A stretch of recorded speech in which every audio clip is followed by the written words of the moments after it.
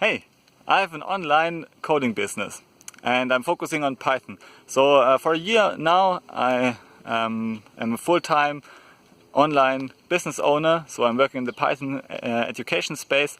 But I started my career on the side while working as a doctoral researcher in the area of computer science in Germany.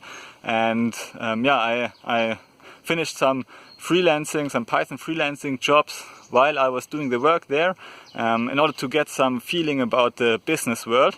And also to improve my Python. So I had this dual flank attack of Python and online business creation, and I learned the online business part on the side while I was doing 100% full-time job.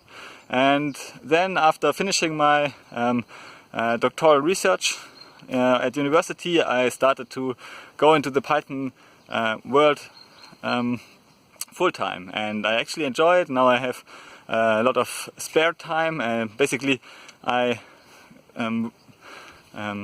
work when I want to work and when I can work, because I have a family of 2 kids and I have to be a bit flexible with my working hours. But I can decide myself when I want to work, and I enjoy it a lot.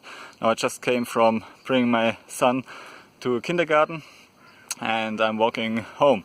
Okay, so you have found this webinar and about the state of the art in Python freelancing, and I will give you all my insights which I have learned in the last years, and I will give you the whole picture about the state of the art in the Python freelancing space. How much can you expect to earn?